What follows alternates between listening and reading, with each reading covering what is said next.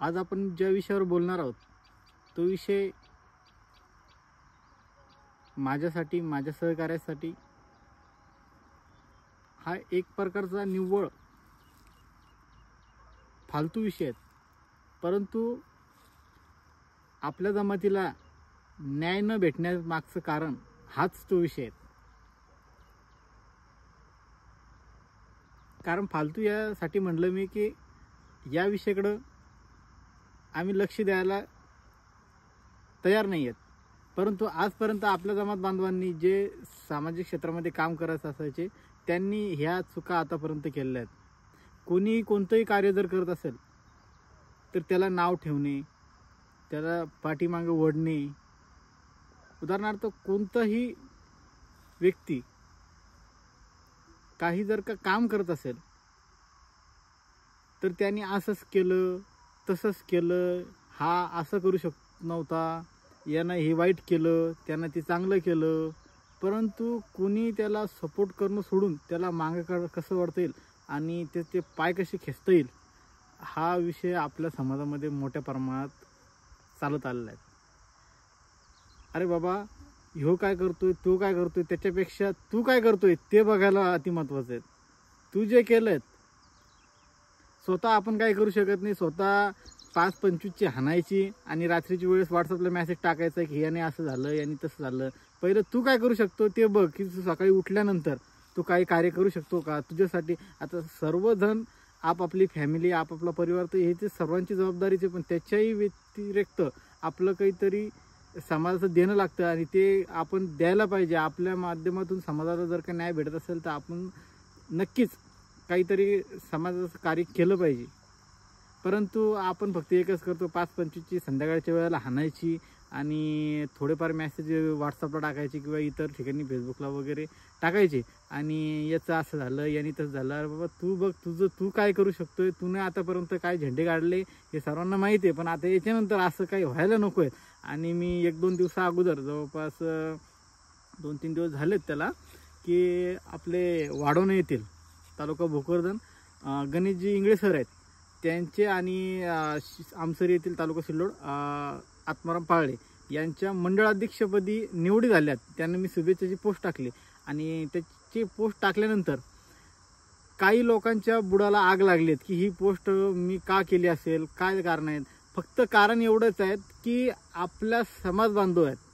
मी भारतीय जनता पार्टीचा कार्यकर्ता नाही आहे, परंतु आपले समाज बांधव यांना ओपनमधून, जसं आपल्याला आतापर्यंत मी तर स्पष्ट म्हणतोय ना, आतापर्यंतही बोलत आलो आहेत की फक्त कोळी समाज बांधवांचं वर्चस्व हे कोणत्याही पक्षाकडे नाही आहे. बाकी इतर सर्व जाती धर्मातील लोकांचं वर्चस्व प्रत्येक पक्षाकडे आहे, परंतु कोळी समाज असा एकमेव आहे की कोणत्याच पक्षाकडं त्यांचं वर्चस्व नाही आहे आजपर्यंत. परंतु ह्या 2 लोकांनी जे समाज बांधव आहेत यांच्या नियुक्त्या ह्या ओपनमधून झाल्या, म्हणून मी त्यांना शुभेच्छा दिल्यात. त्यांच्या जर का कॅटेगरी वाईज जर नियुक्त्या झाल्या असत्या तर मी त्यांना शुभेच्छा वगैरे दिल्या नसत्या, टाळल्या असत्या. परंतु एक अभिमान म्हणून, एक अभिमान असा वाटतो त्यांचा की बाबा त्यांना कुठंतरी एक जागा मिळाली आहे, ओपनमधून ते स्पर्धेत आले आहेत. आणि बाकीचे जे लोक आहेत विरोध करणार वगैरे, अरे तू तुझी लायकी बघ ना, तू कोण्या लायकीचं आहेत, तुला कुठं स्थान आहेत का, याची त्याची पोस्ट टाकली त्याला कमेंट करायची, यू करायचं, ट्यू करायचं, या असले फालतू चाळी बंद केले पाहिजे.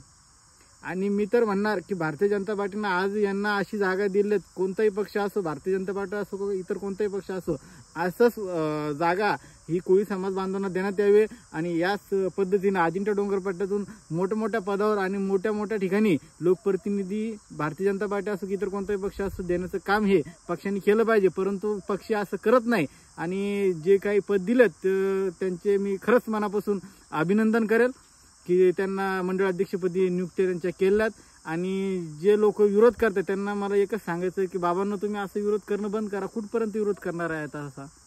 मी भारतीय जनता पार्टीचा कार्यकर्ता नाही आहे आणि मला काही घेणं देणं पण नाही, परंतु मला फक्त त्यांचं अभिनंदन करण्याचं कारण एक आहे की ते त्यांना ओपनमधून समजा खुल्या स्पर्धेमध्ये त्यांची नियुक्ती झाल्या, म्हणून मी त्यांना अभिनंदनचे पोस्ट टाकले, त्यांना शुभेच्छा दिल्यात. परंतु ज्यांची जे बोलणार आहेत त्यांची काही लायकी नसताना आपलं ते काय झेंडे दांडे दुसऱ्याचे घ्यायचे, काही वर्चस्वनी काय नाही, याला त्याला नाव कशाला ठेवत बसतंय. तू तुझ्याकडून बघ ना, तुझं बघ की तुझ्याकडून काय होऊ शकतं समाजाकडून, समाजासाठी काय आपण कार्य केलेत. तर मला सर्व समाज बांधवांना एकच संदेश द्यायचा आहे या व्हिडिओच्या माध्यमातून की आपण ह्यो काय करतोय, तो काय करतोय, यांनी असंच केलं, यांनी तसंच केलं, अरे हे बंद करा. कुठपर्यंत करणार आहे असं? तुमच्या खरं जर म्हणलं ना तर आपली विरोधक बाजूलाच, पण खरी जर राखरांगोळी करायचं काम केलं असेल तर ह्या असल्या आपल्याच लोकांनी आपल्या समाजाची राखरांगोळी करण्याचं काम केलेलं आहे. फक्त असा विरोध करायचा. कोणी जर काही विषयाला मुद्द्याला घेऊन चाललं, त्याने आंदोलन केलं, काही मोर्चा केला, उपोषण केलं, तर त्याला हे पाठिंबा देत नाही, त्यांना चांगला कमेंट करणार नाही, त्याच्या व्हिडिओला लाईक करणार नाही. अरे तुम्हाला थोडंसं जनाचं नाही मनाचं वाटायला पाहिजे की यार आपल्याला प्रत्येक ठिकाणून डावललं जातं, पक्षातून डावललं जातं, प्रत्येक ठिकाणून आपल्याला डावललं जातं, मीडियातून डावललं जातं. तुम्ही बघितलं कधी की आपल्या भागामध्ये असो, मराठवाड्यामध्ये असो, बाय चान्स चुकून TV 9 ABP माझा किंवा इतर कोणत्या साम TV वगैरेला हुकून बातम्या लागत्या, परंतु सामाजिक मुद्द्यावर आतापर्यंत असं कोणतं समाजाचं हे आहेत, अभ्यासक आहेत की त्यांना मुद्देसूद पत्रकार परिषदेमध्ये मांडता आलं. अरे यांच्या आपल्या बातम्याच लागत नाही, हे तुम्ही समजून घ्यायला पाहिजे पहिलं की आपल्या बातम्यांनी आपल्याला कुठं स्थान नाही. तर आपली सर्वात मोठी जी ताकद आहे ती सोशल मीडिया आहे, आणि आपण लाईक करत नाही, कमेंट करत नाही, शेअर करत नाही, आणि काय तर अपेक्षा ठेवायच्या दुसऱ्याकडूनच.